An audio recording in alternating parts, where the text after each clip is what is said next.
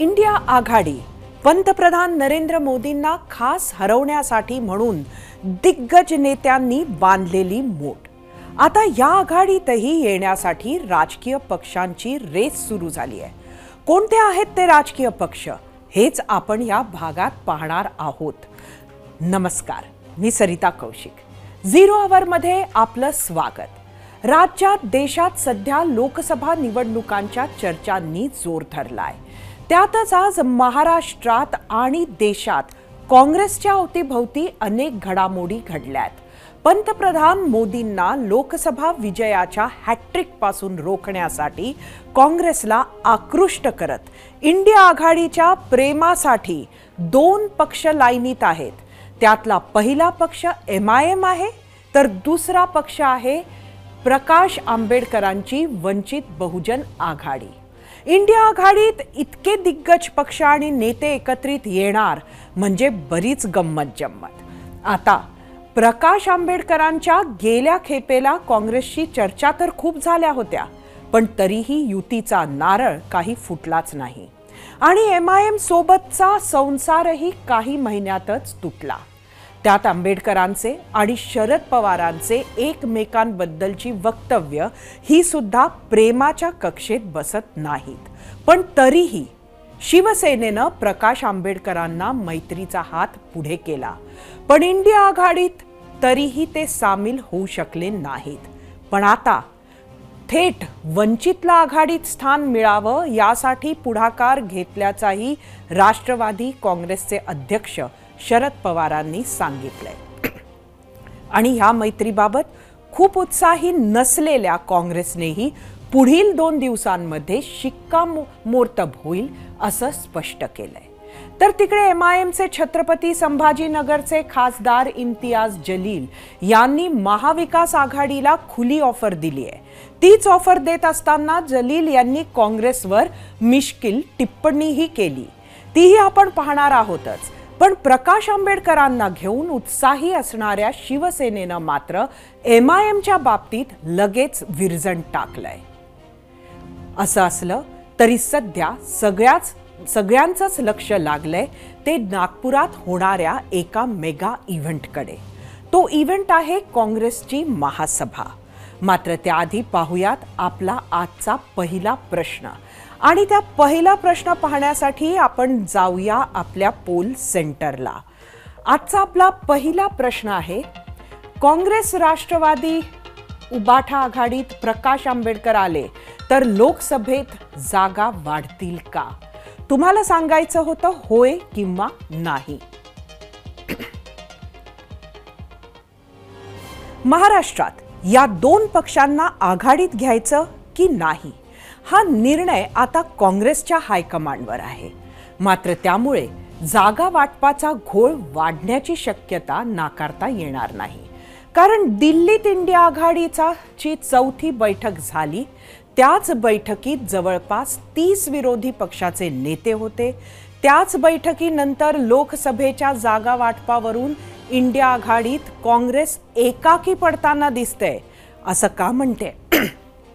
तर उत्तर प्रदेशात समाजवादी पक्षानं लोकसभेच्या 80 जागांपैकी फक्त 8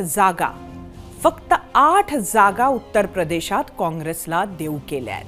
तर बिहारमध्ये राष्ट्रीय जनता दलानं 40 पैकी फक्त 4 जागा काँग्रेसला ऑफर केल्याची माहिती समोर आली आहे. तिकडे पश्चिम बंगालमध्येही ममता बॅनर्जी काँग्रेसला फक्त 2 जागा सोडणार असल्याचं कळतंय. त्यामुळे इंडिया आघाडीतील रिजनल पक्ष आपापल्या राज्यात काँग्रेसला जागा देताना तो वाढू नये, नवीन डोकेदुखी निर्माण होऊ नये याचीही दक्षता घेताना दिसत आहेत. पक्ष सोबत यायला जरी तयार असले तरी महाराष्ट्राच्या 48 लोकसभेच्या जागांवर नक्की किती वाटेकरू घ्यायला काँग्रेस तयार होईल हा प्रश्न आहेच. त्यातच MIMचे खासदार इम्तियाज जलील यांनी खुली ऑफर दिली आहे. ती आधी पाहूयात. महाविकास आघाडी म्हणजे शिवसेना पण आहे. आता ही शिवसेना कोणती आहे? शिवसेना कि हमें गर्व है, हमने बाबरी मस्जिद तोड़े है करके. तर मुसलमान त्यांच्यासोबत जाणार का? नाही जाऊ शकतं. म्हणून मी जे सो कॉल्ड सेक्युलर पार्टीज आहे ज्यांना फक्त मुसलमानांचं मतं पाहिजे, तर मी म्हटलं मी आहे ना, आम्ही तुमच्यासोबत यायला तयार आहे ना, मग तुम्ही विचार करा आणि सांगा आम्हाला की काय करता येईल करके. आणि तसंही म्हणजे ऑफिशियली तर आज काँग्रेसनी मला ऑफर द्यायला पाहिजे होतं की साहेब आम्ही तुमच्यासोबत येऊ का, कारण तुमची परिस्थिती महाराष्ट्रामध्ये काय आहे तर शून्य आहे, एकही खासदार नाही आहे. इम्तियाज जलील कमीत कमी एक खासदार तर आहे लोकसभामध्ये. तर तुमची अशी परिस्थिती नाही आहे की तुम्ही असं थाटात बाटात बसून आणि तुमच्या दरबारात इम्तियाज जलील येईल, अशी परिस्थिती नाही आहे. तुम्ही तुमची परिस्थिती काय आहे हे विचारून तुम्ही काय करता येईल पुढे याच्या बाबतीत विचार करा. खरं तर नुकत्याच झालेल्या तेलंगणा विधानसभा निवडणुकांमध्ये काँग्रेसनं MIM विरोधात प्रचार केला होता. BRS आणि काँग्रेस असा सरळ सामना असताना राहुल गांधींनी MIM विरोधातही जोरदार प्रचार केला होता. आणि आता त्यातच MIM कडूनच आघाडीचा प्रस्ताव आलाय. त्यावर काँग्रेस आणि मित्रपक्षांची काय भूमिका आहे तीही पाहूयात. इम्तियाज जलील जे बोलतात त्याला त्यांचे जे प्रमुख आहेत त्यांचा पाठिंबा काही बघितलं पाहिजे सगळ्यात आधी. कारण आत्ता जी तेलंगणात निवडणूक झाली त्यावेळेस ही भूमिका का मांडली नाही त्यांनी, कारण हे सगळ्या ठिकाणी कोणाला तरी सपोर्ट होईल असंच वागतात. MIMची जी वैचारिक बैठक काय आहे, इम्तियाज जलीलांना एवढं इंडिया आघाडीविषयी प्रेम असेल तर त्यांनी काँग्रेसमध्ये जावं, राष्ट्रवादीमध्ये जावं. MIMचा आणि आमचं वैचारिक जमण्याचा काही प्रश्नच निर्माण होतो. आघाडी कोणी कोणाबरोबर कसं 29 तारखेला दिल्लीत बैठक आहे. आम्ही राज्यातील सर्व नेते त्या बैठकीला जाणार आहोत. काही प्रस्ताव आला तर त्या बैठकीमध्ये तो चर्चा करू, त्यांचा प्रस्ताव काही असेल तर. विजय वडेट्टीवारांनी 29 डिसेंबरला होणाऱ्या बैठकीत आघाडीचा निर्णय होईल असं स्पष्ट केलं. पण अवघ्या काही तासांनी आज संध्याकाळी वंचित बहुजन आघाडीची इंडिया आघाडी आणि लोकसभा निवडणुकांसंदर्भात बैठक पार पडली. आणि त्याच बैठकीनं प्रकाश आंबेडकरांनी बॉम्ब फोडला. त्यांनी थेट पक्षाच्या पदाधिकाऱ्यांसमोर इंडिया आघाडीत स्वतःसाठी 12 जागांची मागणी करत प्रस्ताव पुढे केला. एवढेच नाही तर आंबेडकरांनी काँग्रेस, शरद पवार, राष्ट्रवादी आणि शिवसेनेनं 12 जागा लढवाव्या असेही सांगून टाकले. आपण 3 मुस्लिम उमेदवार देऊ असंही त्यांनी जाहीर केले.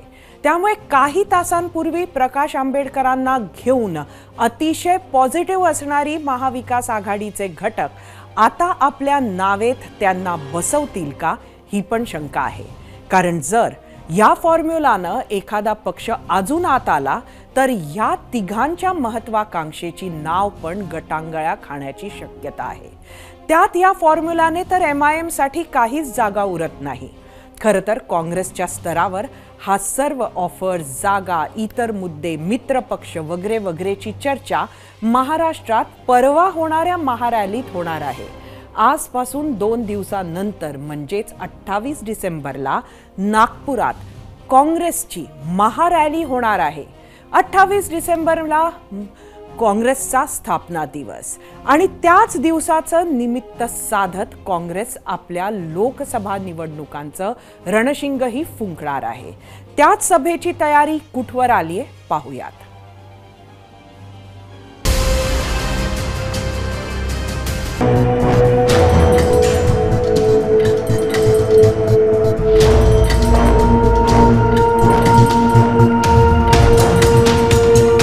ही तयारी सुरू आहे नव्या भरारीसाठी. ही तयारी सुरू आहे नव्या संकल्पासाठी. आणि ही तयारी सुरू आहे सत्तेच्या फायनलसाठी. लोकसभेच्या सेमीफायनलमध्ये म्हणजेच नुकत्याच झालेल्या 5 राज्यांच्या निवडणुकांमध्ये काँग्रेसला 4 ठिकाणी लाजिरवाणा पराभव स्वीकारावा लागलाय. आणि आता लोकसभेच्या फायनलसाठी पुन्हा एकदा पक्षाला नवी उमेद देण्यासाठी काँग्रेसनं मात्र कंबर कसली आहे. आणि आता त्याची सुरुवात करण्यासाठी तारीख निवडली आहे 28 डिसेंबर. आणि ठिकाण आहे राष्ट्रीय स्वयंसेवक संघाचा बालेकिल्ला नागपूर. काँग्रेस पक्षाच्या 138व्या स्थापना दिनी म्हणजेच 28 डिसेंबर 2023ला नागपूरमध्ये काँग्रेसची महारॅली होते. याच महारॅलीतून काँग्रेस येणाऱ्या लोकसभा 2024च्या निवडणुकीचं बिगुल फुंकणार आहेत. या महारॅलीमध्ये काँग्रेस पक्षाचे अध्यक्ष मल्लिकार्जुन खरगे, काँग्रेस संसदीय पक्षाच्या प्रमुख सोनिया गांधी, खासदार राहुल गांधी आणि प्रियंका गांधी यांसह काँग्रेसचे सर्व महत्त्वाचे नेते हे उपस्थित असणार आहेत. याच महारॅलीमध्ये तब्बल 10 लाख लोकांचं नियोजन हे काँग्रेस पक्षाचे नेते करतायत. महारॅलीसाठी नागपूरच्या निवडीमागे अनेक कारण आहेत. नागपूर राष्ट्रीय स्वयंसेवक संघाचा बालेकिल्ला आहे. लोकसभेच्या जागांच्या दृष्टीनं महाराष्ट्र महत्त्वाचं राज्य आहे. पुढच्या वर्षी महाराष्ट्रातही विधानसभा निवडणुका होणार आहेत. देशाचा मध्यबिंदू असल्यानंही नागपूरला महत्त्व आहे. मध्य प्रदेश, छत्तीसगड आणि तेलंगणातूनही कार्यकर्त्यांना पोहोचणं सहज शक्य होणार आहे. गेल्या काही दशकांमध्ये काँग्रेसनं संघावर कायम टीका केली आहे. संघ आणि भाजप असे दोन पारंपरिक विरोधक एकाच सभेत टार्गेट करण्यासाठी काँग्रेसनं संघाचंच मैदान निवडलंय. जुना इतिहास या नागपूरच्या भूमीवर काँग्रेसचा राहिलेला आहे आणि त्याच पद्धतीचं आज देशामध्ये जे सरकार आहे ते रोज लोकशाहीला संपवण्याचं काम करते आहे, संविधानिक व्यवस्था संपवण्याचं काम करते आहे.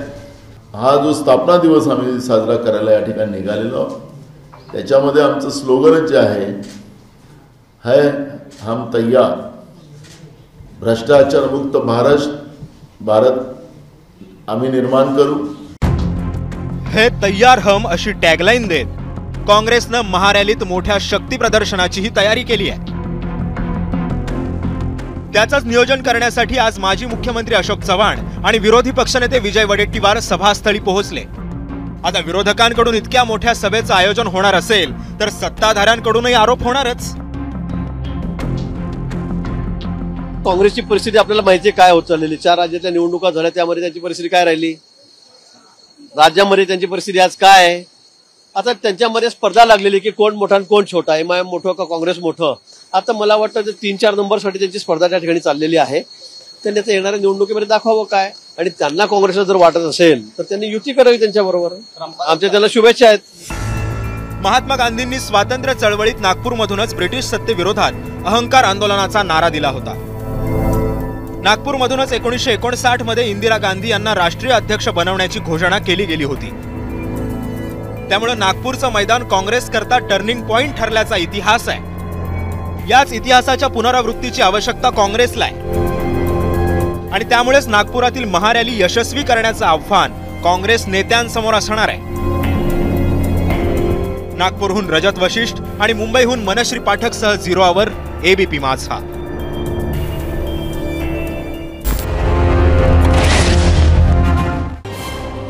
आता वेळ झाली आहे आपल्या मीडिया सेंटरला जाण्याची. आपल्या पहिल्या प्रश्नावर तुम्ही दिलेल्या प्रतिक्रिया पाहूयात.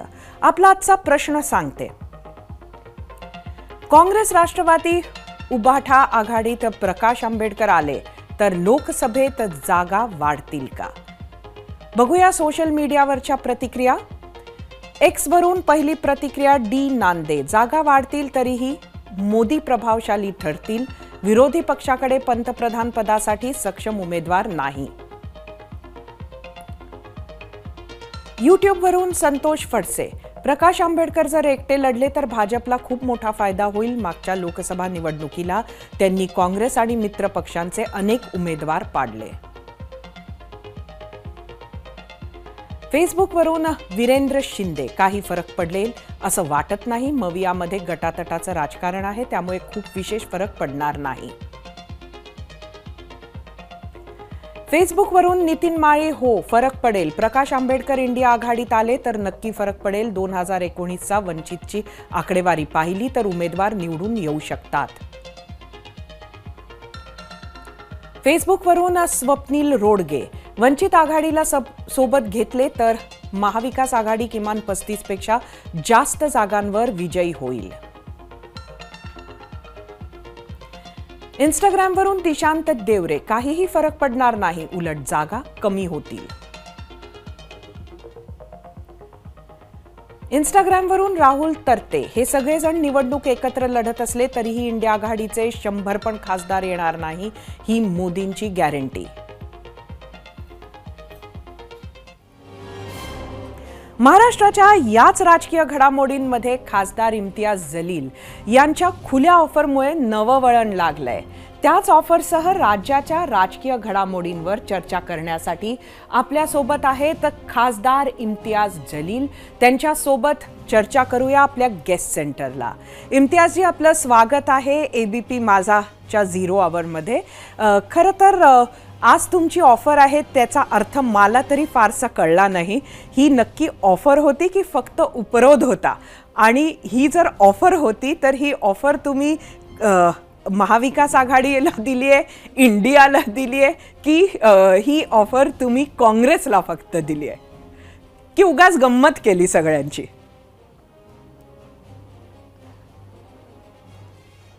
नाही, तसं काही नाही सविता. मी खूप छोटासा कार्यकर्ता आहे पार्टीचा. देशाच्या बाबतीत बोलण्याचा मला अधिकार नाही आहे, कारण पार्टीचे आमचे अध्यक्ष आहे बॅरिस्टर असदुद्दीन अवैसी साहेब. मी महाराष्ट्राचा अध्यक्ष या नात्याने हे सर्व महाविकास आघाडीमध्ये जे काँग्रेस आणि राष्ट्रवादी काँग्रेस जे सो कॉल्ड सेक्युलर पार्टीज आहे, तर त्यांना हे सांगितलं होतं की आपण बघितलेलं आहे की काय परिणाम झालेला आहे राजस्थानमध्ये, मध्य प्रदेशमध्ये. कुठेतरी आपण चुकत आहे. म्हणून तुम्हाला असं वाटत असेल की महाराष्ट्रामध्ये आपल्याला भारतीय जनता पार्टीला पराभव करायचंच असेल तर सर्व घटकांना सोबत घेऊन जाण्याची आवश्यकता आहे. मी पहिलेही त्यांना हे एक ऑफर दिलेली होती की तुम्ही जेव्हा जेव्हा आमच्यावर आरोप करतो की आमच्यामुळे भारतीय जनता पार्टीला फायदा होतो, तर मी त्यांना थेट प्रश्न विचारला होता की 2019च्या लोकसभा निवडणुकीमध्ये 543 सीट्स जे आहे लोकसभाची पूर्ण देशामध्ये, त्यापैकी आम्ही फक्त 3 सीट्स लढले होतो. हैदराबादमध्ये लढलं, जिंकलं. औरंगाबादमध्ये लढलं, जिंकलं. आणि बिहारच्या किशनगंजमध्ये आम्ही 3 लाखपेक्षा जास्त मतं घेऊन 2 नंबरवर होते. आता महाराष्ट्रामध्ये परिस्थिती काय आहे, तर तुम्ही मान्य करा किंवा नाही करा, तर काँग्रेसपेक्षा जास्त ताकद माझी आहे, म्हणजे माझ्या पार्टीची आहे. काँग्रेसचा एकही खासदार लोकसभेमध्ये महाराष्ट्रातून नाही आहे. एक होता, ते दुर्दैवाने त्याचा मृत्यू झालेला आहे. माझा चांगला मित्र होता बाळू. पण आज काँग्रेस 0वर आहे. म्हणून काँग्रेसलाही आपली शक्ती वाढवायची असेल आणि त्यांनाही मुसलमानांचं मत पाहिजे असेल, तर ज्या प्रकारे आपण तसंही आपल्या खऱ्या अर्थाने सांगितलं तर काँग्रेसची जी आयडिओलॉजी होती त्यांनी खूप मोठा कॉम्प्रोमाइज तसंही करून टाकलेला आहे की आपण कधीही शिवसेना सोबत जाणार नाही. कट्टरवादी हिंदुत्ववादी पार्टी आहे म्हणून ते त्यांच्या सोबत गेलेले आहे. राष्ट्रवादीचा एक गट फुटला की नाही, आपण सेक्युलर आहे, सेक्युलर आहे, सेक्युलर आहे. अनेकदा आम्ही हे ऐकत आलेलो आहो अनेक वर्षापासून. आणि आज अर्धी राष्ट्रवादी फुटून कुठे गेली, तर भारतीय जनता पार्टीकडे गेलेली आहे. म्हणून मी जेव्हा तुम्ही रिॲक्शन दाखवत होते, तर आमचे मित्र आहे अंबादास दानवे साहेब, ते माझ्या बाबतीत असं म्हणाले की नाही, MIM आणि शिवसेनेचा वैचारिक जे आहे ते साठगाठ कधी होऊ शकत नाही. कसली वैचारिकता?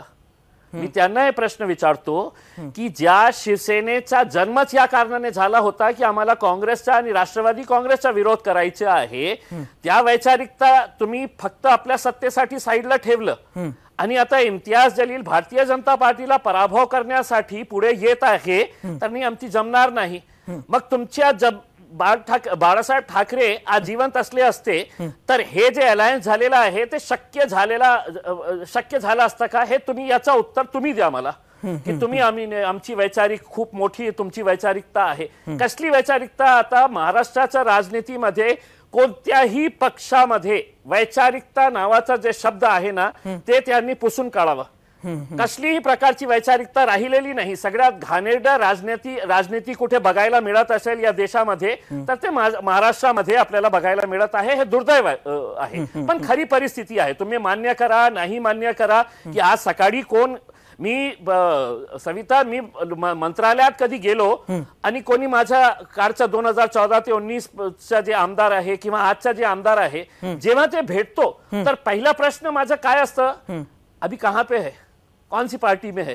म्हणजे आज सगळ्यांची हेच परिस्थिती झालेली आहे. निवडून कोणत्या पार्टीतून आलेले आहे, गेलं कुठे आहे. म्हणजे आज तुम्हालाही हे प्रश्न तुमच्या मध्ये येत असेल की जेव्हा आपल्याला आमदार भेटतील तर तुम्हीही साहजिक त्यांना विचारत असेल की बाबा कोणत्या पार्टीमध्ये आहे आता सध्या. हे याची वैचारिकता, हे गप्पे मारण्याची आवश्यकता नाही आहे. निवडणुकीसाठी जे जे इन्ग्रेडियंट्स लागतं ते सगळं इन्ग्रेडियंट्स वापरून भारतीय जनता पार्टीला कशा पराभव करायचं ते याच्या बाबतीत तुम्ही विचार करा. आणि नाही केले तर माझी तर तयारी आहे, एकला चलो रे, आम्ही जाणार एकटं लढू. पण म्हणजेच याचा अर्थ असा की काहीही मतभेद असले तरी शिवसेना असणाऱ्या महाविकास आघाडीत आपण सुद्धा जायला सध्या तयार आहात. समोर भाजपला हरवणं हा त्याहून मोठा उद्देश आहे.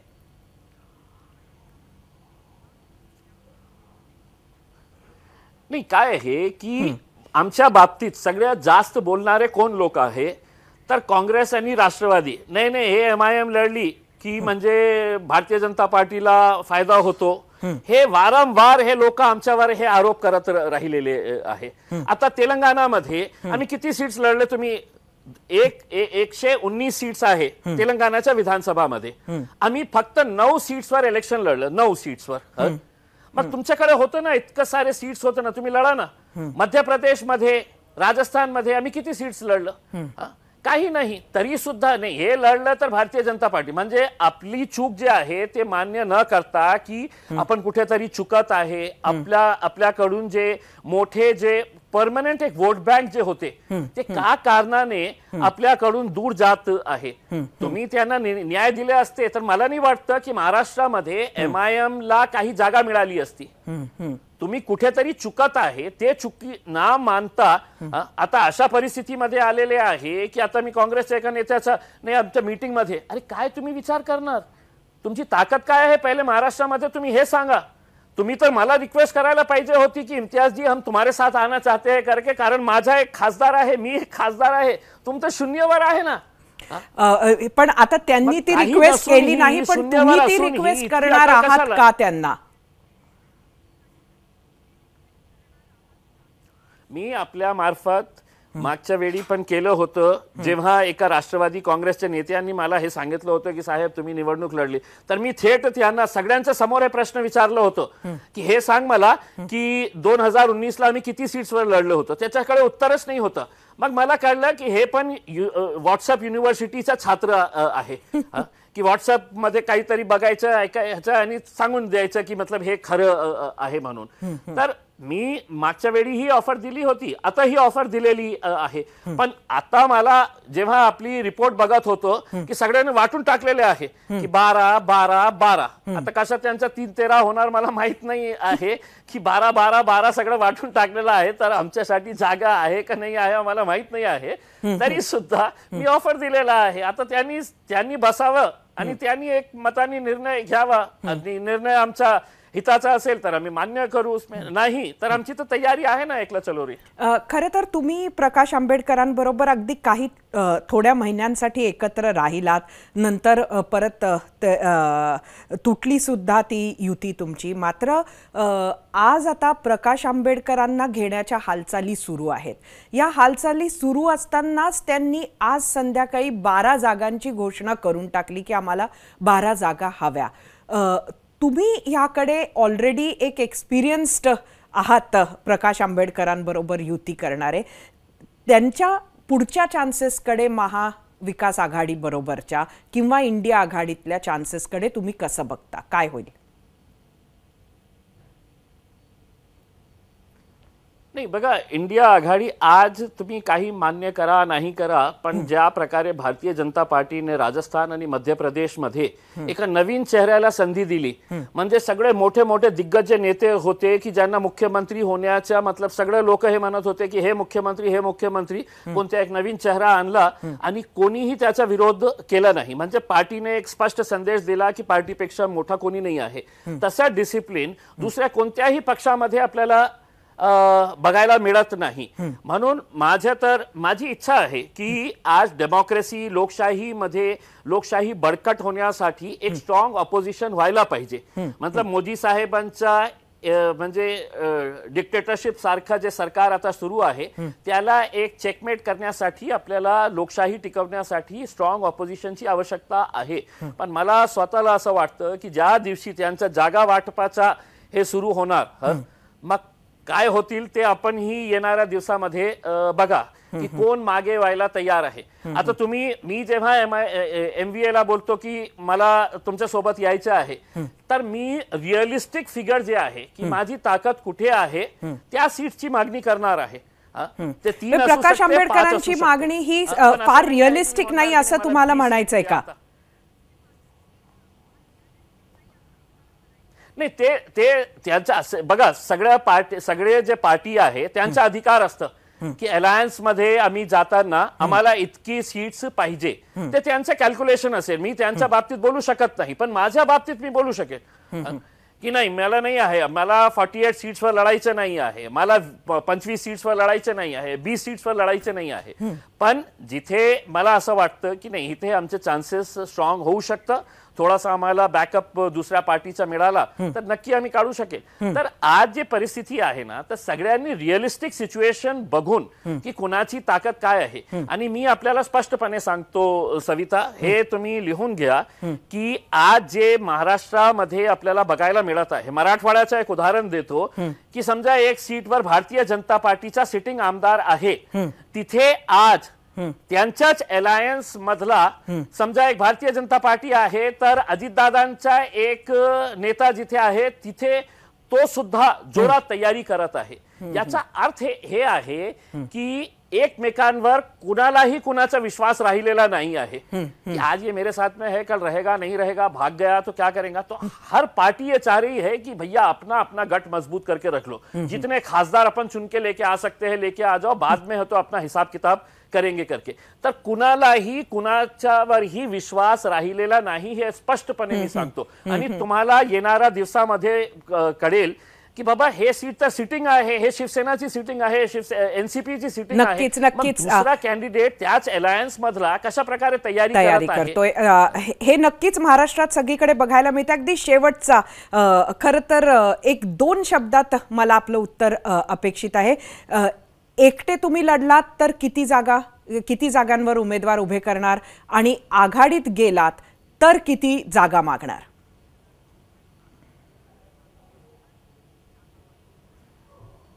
आता हे मी आता सांगण्याच्या स्थितीमध्ये नाही आहे. आघाडीत बिघाडी झाली तर किती सीट्स लढू शकतं ते आता खूप प्रीमेच्युअर आहे मला सांगण्यासाठी. पण आमची तयारी आहे, आम्ही आयडेंटिफाय केलेले आहे कुठल्या कुठल्या सीट्सवर आम्हाला लढायचे आहे.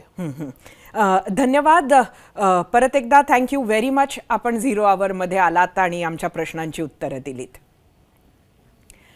आता वेळ झाली आहे आपल्या पहिल्या प्रश्नावरचा रिझल्ट पाहण्याची, आणि त्यासाठी आपण जाऊया आपल्या पोल सेंटरला. आजचा आपला प्रश्न परत सांगते, काँग्रेस राष्ट्रवादी उभाठा आघाडीत प्रकाश आंबेडकर आले तर लोकसभेत जागा वाढतील का? यूट्यूबवर एकूण 10,000 मतं.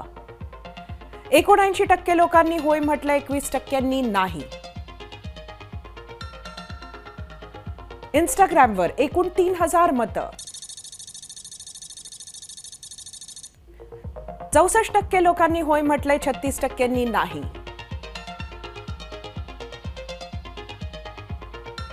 एक्सवर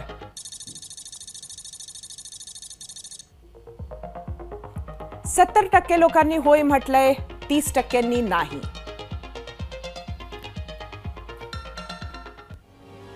गेल्या 4 वर्षात महाराष्ट्राचं राजकारण ढवळून निघालंय.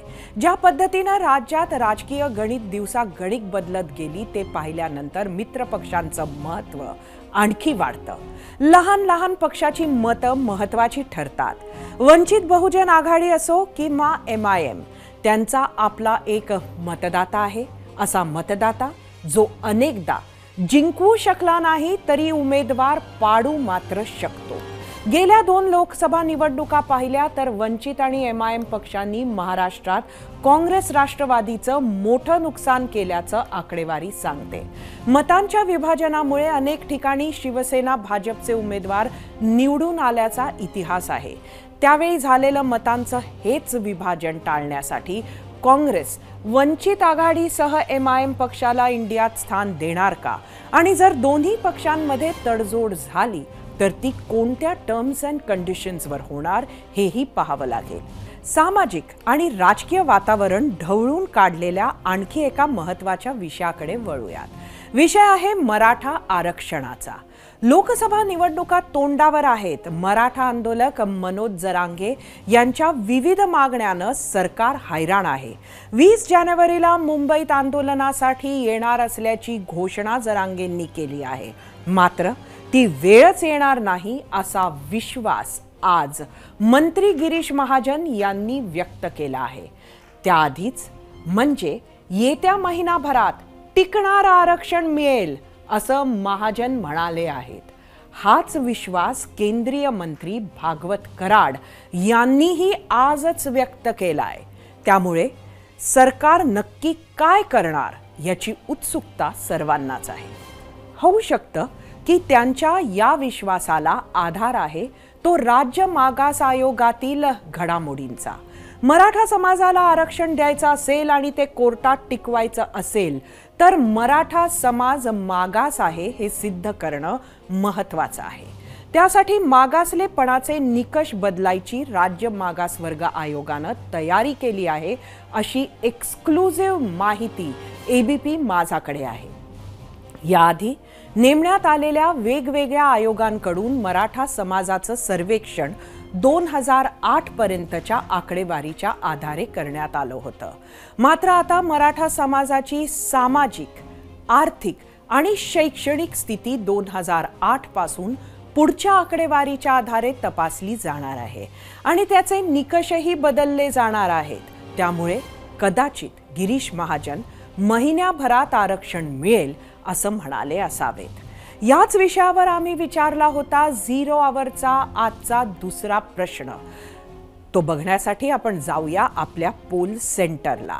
आजचा आपला दुसरा प्रश्न होता, कोर्टात टिकेल असं मराठा आरक्षण 1 महिन्यात देणार. मंत्री गिरीश महाजन यांचा विश्वास खरा ठरेल का? तुम्हाला काय वाटतं, होय की नाही हे सांगायचं होतं. मागास आयोगासाठीचे निकष बदलल्याच्या बातमीवर मराठा आंदोलक मनोज जरांगे यांनीही प्रतिक्रिया दिली आहे. न्यायालयानं सांगितलं असेल तर मागास आयोगाला मराठा समाज मागास आहे हे सिद्ध करावं लागेल अशी भूमिका त्यांनी मांडली. सर्वांचं लक्ष आहे ते म्हणजे 20 जानेवारीकडे. मनोज जरांगे यांनी मराठा आंदोलनाचा मोर्चा मुंबईकडे वळवणार असल्याचं सांगितलं होतं. 20 जानेवारीपासून त्यांचं उपोषण थेट मुंबईत सुरू होणार आहे. गावागावातून लोक ट्रॅक्टरनं, वाहनांनी येतील असं नियोजन आहे. मुंबईत जाण्याचा मार्ग उद्यापर्यंत ठरणार आहे. मुंबईत जाम होईल अशी भीतीही वर्तवली जात आहे. तयारी आता पूर्ण होत आली आहे. आम्ही सज्ज आहोत असं जरांगेंनी सांगितलंय. अजून काय म्हणालेत मनोज जरांगे ते बघूया. सुरुवातीला पहिला प्रश्न असा आहे की आताही तुम्हाला वाटतं का की 20 तारखेला तुम्हाला मुंबईला जाण्याची वेळ येईल? वाटलं नसतं, परंतु या अगोदर 3 महिन्याचा वेळ दिला, नंतर 40 दिवसात दिला, त्यानंतर आपण पुन्हा त्यांना 2 महिन्याचा दिला 24 डिसेंबरपर्यंत. ते आता वाटायला लागलं आपणच सावध राहूया. विश्वास तर सरकारवर ठेवणं आवश्यक आहे, ठेवलाच पाहिजे, कारण न्याय देणारे ते आहेत. परंतु मराठा समाजालाही न्याय मिळाला पाहिजे. यासाठी 20 जानेवारीला मराठे मुंबईकडं आंतरवालीतून पायी निघणार. निवेदन चांगलं आहे.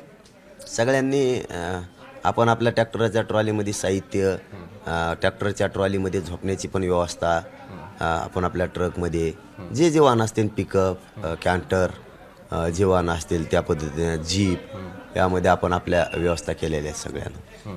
आणि सगळे सज्ज आहेत, तयार सुरू झाले. 10 लाख, जवळपास 10 लाख वाहन येण्याची शक्यता आहे. सगळी नोंदणी किती झाली आतापर्यंत? 3 कोटीला कमी नाही पडणार. लोक शांततेत जाणार, आनंदात जाणार, आनंदाचा उत्सव रस्त्यानं राहणार. सगळे शांततेत, सगळ्या आमचे पारंपरिक सगळे वाद्य खेळत जाणार. आम्ही सगळे एकदम कोणाला थकवा येणार नाही असं सगळे शायरांचे पोवाडे असतील, कीर्तन असतील, भजन असतील, सगळं काय राहिले. दुसरं असं आहे की तुम्ही आता सांगितलं की ट्रॅक्टर आणि ह्या सगळ्या गोष्टी ह्या घ्या किंवा असं करा, पण यापूर्वीच पोलिसांकडनं ट्रॅक्टरला नोटीस दिलेल्या आहेत. काही ठिकाणी ट्रॅक्टर कोणाकडे किती आहेत त्याची नोंदणी या ठिकाणी पोलीस करतायत. नाही, त्याच्यामुळे जास्त वाढले उलट नोटीसमुळे लोक आमचे. ते दिल्यामुळे लोकांना सोडला, पण आद्यात नाहीत, मध्यात नाहीत, आणि मुंबईला जाऊ नका म्हणतायत. मग आपल्या स्वतःच्या पोराला न्याय मिळण्यासाठी स्वतःचे पोरं मोठे होऊ नयेत म्हणून हे नोटिसा द्यायला लागले. मग आपले पोरं मोठे होऊन द्यायचे नाही का आता? म्हणजे आमचे पोरं मोठे न होऊन याचा ठेका उचलला काय पोलिसांनी? मराठ्यांचे पोरं मोठे होऊन आणि वाहनं कशाला चाललीत का? दगड घेऊन चाललीत का काय? त्याच्यात ते खायचे साहित्य, त्याच्यामध्ये धान्य आहे, त्याच्यामध्ये आथरायचं पांघरायचं आहे, पाण्याची व्यवस्था आहे, उपचाराची व्यवस्था आहे, औषध उपचाराची व्यवस्था आहे. ते काय घेऊन चालले? मग दगड घेऊन चाललेत काय त्याच्यात? मग त्यामुळे ते त्यांनी नोटीस दिल्यामुळे मराठा मान लागला, मी आद्यात नाही मध्यात नाही ना, मला नोटीस आली, मी आता सगळ्यात पुढे जात असतो. आणि लोक आता तयार झाले. आता हे बघा, लोक थांबणारच नाही आहेत तरी पण, कारण तुम्ही आम्हाला ते वाहनं नेऊन देणार नाहीत. मग आम्ही खायचं कुठं? आम्ही झोपायचं कुठं? आम्ही राहायचं कुठं? आम्ही आमच्याच गाड्याने राहायची व्यवस्था करणार, खायची व्यवस्था आमच्याच गाडीत करणार. उद्या पाऊस आला तर आम्हाला निवारा आहे का? आमच्याच वाहनाला आम्ही ताडपत्र्या टाकून व्यवस्था करणार आहे. उद्या थंडी वाजायला लागली, आमच्याच वाहनावर छत टाकलेला आहे आम्ही त्याच्यातच आज झोपू शकतो. आमची गादी गोधडी काय असेल ते टाकून पाऊस आला तरी त्यात झोपू शकतो, पाऊस लागणार नाही. खाली ओला असलं तरी अडचण नाही, ट्रॉलीत झोपू शकतो. ट्रक असले तर ट्रकमध्ये हे करू शकतो. मग तुम्ही आम्हाला आता मग तिथं व्यवस्था करणार का सगळी? झोपायची, राहण्याची, खाण्याची नाही. आणि मग वाहनं आम्ही करा आमची व्यवस्था सगळी. तुम्हाला व्यवस्था करा म्हणजे लोक मारायचे का तुम्हाला उपाशी? हे बघा, मराठे आता मागे सरकत नसतात. आमचे वाहनं आम्ही घेणार आहेत, कारण ते आमच्या जीवाच्या संरक्षणासाठी वाहनं आहेत. आम्हाला झोपण्यासाठी आम्हाला काही दुखणे येऊ नयेत, काही आजारी पडू नयेत म्हणून. आणि तुम्ही आडवाभर कसं काय येतात ते बघतो आम्ही. आडवा तुम्ही म्हणजे आमच्या स्वतःच्या पोटा पाण्यासाठी घेऊन चाललो, आमच्या संरक्षणासाठी घेऊन चाललो. आणि तुम्ही आम्हाला ते नेऊन देणार नसाल, तुम्ही यावर आडवायला बघू मग त्या. जरांगे पाटील यांना मुंबईत येऊन उपोषण करण्याची वेळ येणार नाही असा विश्वास मंत्री गिरीश महाजन यांनी केलाय. मराठा समाजाला आरक्षण द्यायचं असेल आणि ते कोर्टात टिकवायचं असेल तर मराठा समाज मागास आहे हे सिद्ध करणं महत्त्वाचं आहे. त्यासाठी मागासलेपणाचे निकष बदलायची राज्य मागासवर्ग आयोगानं तयारी केली आहे. 2 वेळा येन केन प्रकारानं मनोज जरांगेंची समजूत काढण्यात सरकारला यश आलं आहे. त्यात 22 जानेवारीला देशातील सर्वात मोठा ऐतिहासिक राम मंदिर उद्घाटन सोहळा सुद्धा आहे. त्याआधी देशात कोणतंही विरोधी आंदोलन नसावं अशी सुद्धा सरकारची भूमिका असू शकते. त्यामुळे त्या काळात जरांगेंचा मोर्चा मुंबईत धडकू नये यासाठी सरकार प्रयत्नशील असेल. गिरीश महाजन नेमकं काय म्हणाले ऐकूयात. जरांगे पाटलांवर ती वेळ कधी येणारच नाही की त्यांनी मुंबईला यावं. तोपर्यंत निश्चित सरकार आपण बघतात की ते अतिशय वेगाने काम या संदर्भामध्ये करतं आहे. क्युरिटी पिटिशन आता मान्य झालेली आहे, त्यामुळे ती एक विंडो उघडी झालेली आहे. त्यातून आम्ही कोर्टाला पटवून देणार आहोत की हा मराठा समाज मागासवर्गीय कसा आहे. त्याचबरोबर मागासवर्गीय आयोग आपलं काम त्या ठिकाणी करत आहे, अतिशय वेगाने ते त्या ठिकाणी काम करत आहे. आणि त्यांचा एकदा रिपोर्ट आला की विधानसभेचं एक रिसोर्स सत्र घेऊन आम्ही मराठा समाजाला लक्ष देणार आहोत आणि महिनाभरामध्ये मला वाटतं हा प्रश्न मार्गी लागेल. त्यामुळे जरांगे पाटलांना त्या ठिकाणी येण्याची वेळ त्याच्यावर येणारच नाही. मराठा समाजाचे सर्वेक्षण करण्यासाठी याआधी नेमलेल्या बापट आयोग, खत्री आयोग आणि निरगुडे आयोग यांनी वेगवेगळे निकष निश्चित केले होते. आधीच्या न्यायमूर्ती आनंद निरगुडे यांच्या अध्यक्षतेखालील आयोगानं निश्चित केलेले निकष आणि त्या निकषांना असणारे गुण यामध्ये सध्याच्या संदीप शुक्रे यांच्या अध्यक्षतेखालील आयोगानं काही बदल केलेत. निरगुडे आयोगात सामाजिक मागासलेपणाला 120 गुण होते, तर शुक्रे आयोगात म्हणजे आत्ताच्या आयोगात ते 100 असणार आहे. निरगुडे आयोगात शैक्षणिक मागासलेपणाला 70 गुण होते, ते शुक्रे आयोगात 80च असणार आहेत. तर निरगुडे आयोगात आर्थिक मागासलेपणाला 60 गुण होते, ते शुक्रे आयोगात 60च असणार आहेत. निकषांमधील अशा बदलांना, मागास आयोगाच्या कार्यपद्धतीला अनेकांनी विरोध केला आहे. काय म्हणालेत प्रकाश शेंडगे पाहूयात. आमच्या ज्या मागण्या आहेत, हे आंदोलनाच्या आमच्या मागण्या काय आहेत आमच्या, की एक तर कुठल्याही परिस्थितीत जे काय कुणबी दाखले दिलेले आहेत, कुणबी दाखले जे आहेत ते रद्द करण्यात यावेत. कुणबी म्हणून मराठा समाजाचा ओबीसीमध्ये समाविष्ट करू नये ही आमची मागणी आहे. एकही दाखला आम्हाला मान्य नाही. शिंदे समितीने जे काय त्यांनी ज्या नोंदी केलेल्या आहेत त्या सगळ्या चुकीच्या आहेत, बोगस आहेत, सगळ्या खाडाखोड केलेल्या आहेत आणि दमदाट्या करून, अधिकाऱ्यानं दमदाट्या करून त्या सगळ्या नोंदी केलेल्या आहेत. त्यामुळे त्याची चौकशी सुद्धा केली गेली पाहिजे. मराठा समाज हा सामाजिकदृष्ट्या मागासलेला नाही, हे अनेक आयोगाने सिद्ध केलेलं आहे. अनेक आयोगाने सिद्ध केलेला आहे. आता हा जो गायकवाड कमिशन जे आहे त्यांनी जे आकडेवारी जी सादर केली होती ती सुप्रीम कोर्टानं साफ फेटाळलेली आहे आणि त्यांनी स्पष्टपणे सांगितलेलं आहे की मराठा समाज हा मागासला नाही. त्याचप्रमाणे गायकवाड कमिशनमध्ये कुणबी मराठा समाज हा कुणबी आहे म्हणतो ओबीसी आहे, हे सुद्धा म्हणणं जे आहे हे सुद्धा म्हणणं सुप्रीम कोर्टाने फेटाळून लावलेलं आहे.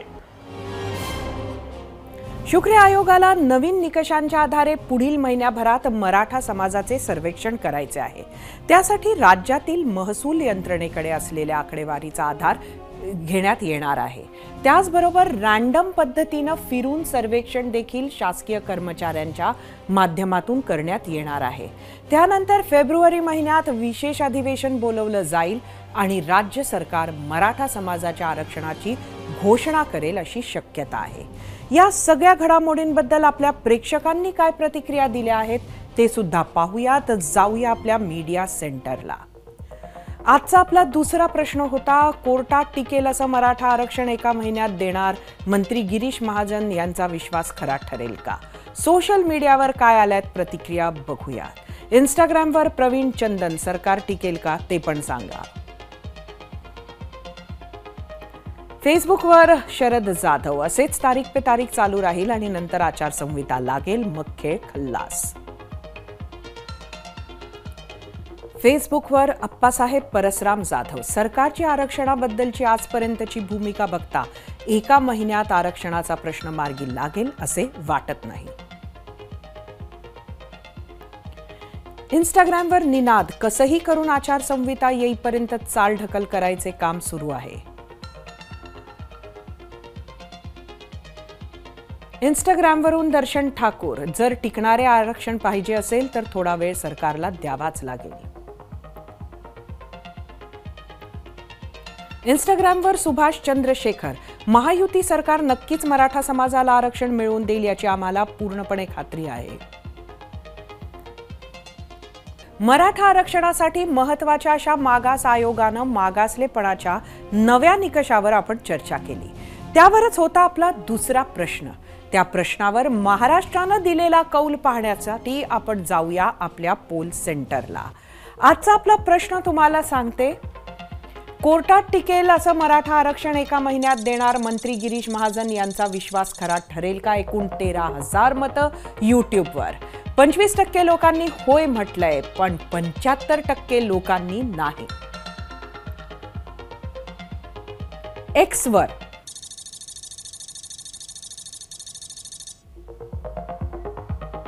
33% लोकांनी होय म्हटलंय, 67% नाही. इंस्टाग्रामवर एकूण 2,500 मतं.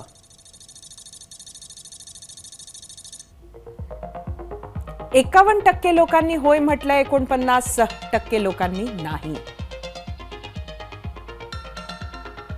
फेसबुकवर